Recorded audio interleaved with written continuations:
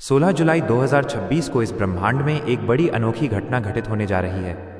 इस दिन भाग्य के कारक देवगुरु बृहस्पति सूर्य की प्रचंड अग्नि में प्रवेश करते हुए अपने आप को अस्त कर लेंगे।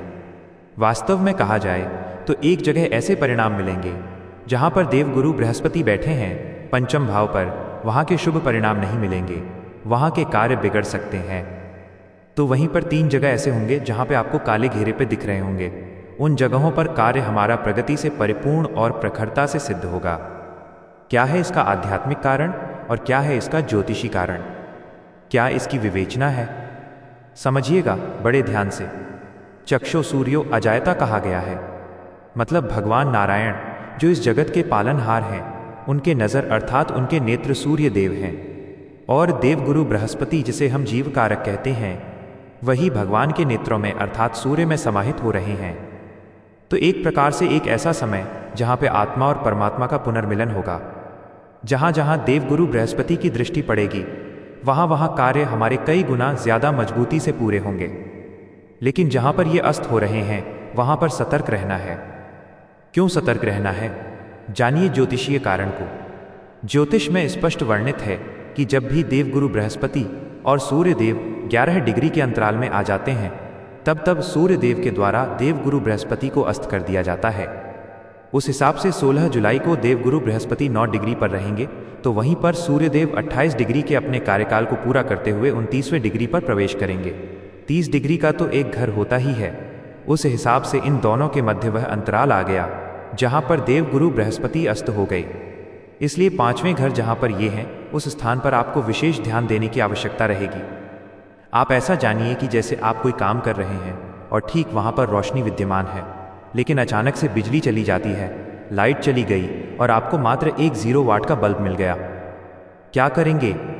या तो उस कार्य को छोड़ देंगे क्योंकि वहाँ पर आपको लाइट नहीं मिल पा रही है, या फिर उस कार्य पर आप करेंगे तो सही लेकिन आपको ध्यान फोकस ज़्यादा लगाना पड़ेगा। ठीक इसी प्रकार पंचम भाव पर है। आप ऐसा जानिए कि आप गाड़ी चला रहे हैं और रात का समय है, अंधेरे का समय है, और ठीक उसी समय पर हेडलाइट बंद हो जाता है और 0 वाट का डीम लाइट वहाँ पर चालू हो गया। क्या करेंगे? रुक करके या तो गाड़ी साइड में लगा के रुक जाएंगे और या फिर बहुत सतर्कतापूर्वक आपको ड्राइव करना होगा। ठीक इसी प्रकार पंचम भाव है। पंचम भाव विशेषतः आपके डिसीजन का होता है। तो कोई महत्वपूर्ण डिसीजन आप लेने जा रहे हैं, पंचम भाव पर यह योग बन रहा है, तो हो सकता है उस डिसीजन पर आप आगे ना चल पाए, उस डिसीजन को रोकना पड़ जाए। पंचम भाव मन मस्तिष्क का है। गुरुदेव यहीं पर अस्त हो रहे हैं, इसलिए संशय इस समय पर आ सकता है, किसी बात की शंका आ सकती है, दुविधाओं में ज़्यादा हमारा मन इस समय पर प्रवेश कर सकता है।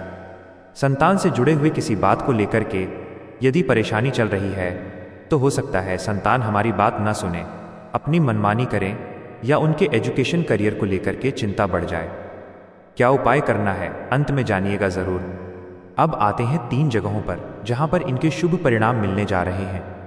पहला पॉइंट, देवगुरु बृहस्पति की दृष्टि का पड़ना 9वें भाव पर। स्वयं भाग्य के कारक हैं और इनकी दृष्टि अब अकेले की दृष्टि नहीं, सूर्य के साथ मिलकर के आएगी।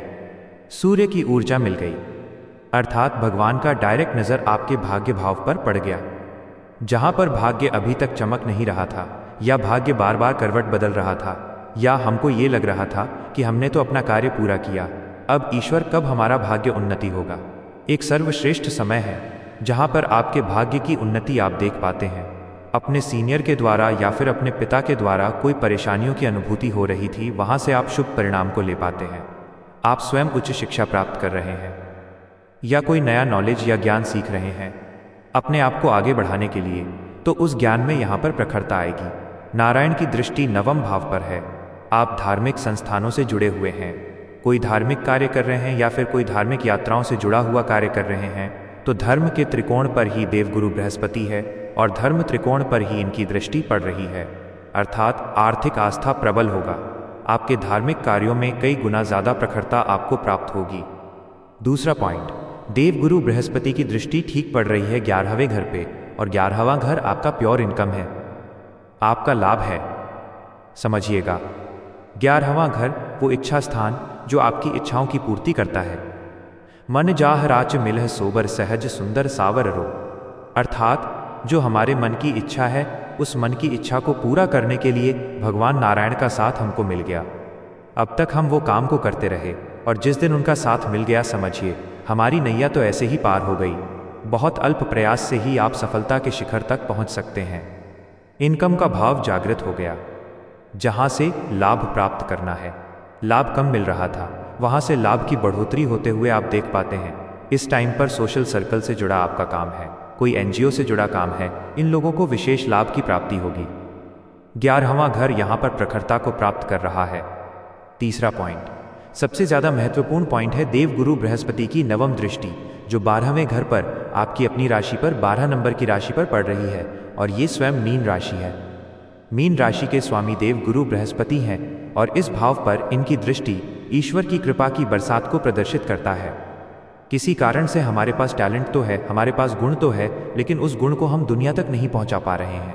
यह प्रखरता बढ़ जाएगी।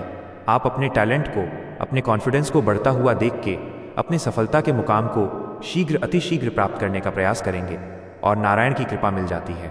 किसी कारण से स्वास्थ्य में यदि कमी है, कोई परेशानी है, तो उस स्वास्थ्य संबंधित परेशानियों से आप मुक्त होकर एक शुभ आयाम को देख पाते हैं।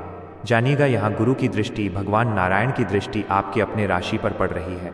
ठीक उसी प्रकार जिस प्रकार हम पर भी कर दो कृपा की नज़र, ऐ श्याम सुंदर ऐ मुरलीधर, भटकता फिरूं मैं इधर से उधर, ऐ श्याम सुंदर ऐ मुरलीधर। तो अब वो भटकाव शांत होगा, वो भटकाव नहीं रहेगा और एक स्थिरता पूर्वक वातावरण से हमको जोड़ने के लिए देवगुरु बृहस्पति अब अस्त होकर के अपनी दृष्टि प्रदान कर रहे हैं। लेकिन अभी भी प्रश्न उठता है कि पंचम भाव का तो नेगेटिव परिणाम मिल रहा है, उसके लिए क्या करना चाहिए? ध्यान दीजिएगा, 3:45 जो सुबह का समय होता है, तब से लेकर के 4:30 बजे तक का समय सबसे ज़्यादा महत्वपूर्ण होता है।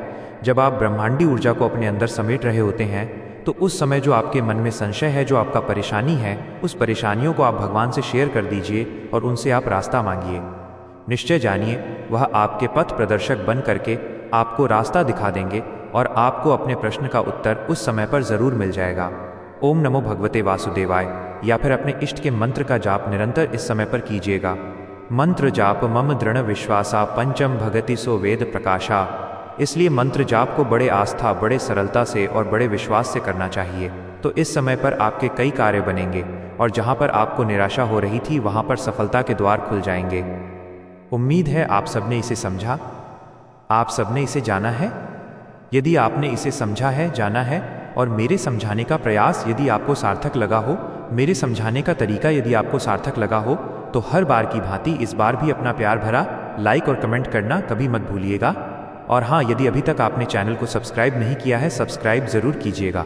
पुनः एक बार फिर आप सभी का दिवस बहुत मंगलमय हो। इन्हीं शुभकामनाओं के साथ जय श्री राम।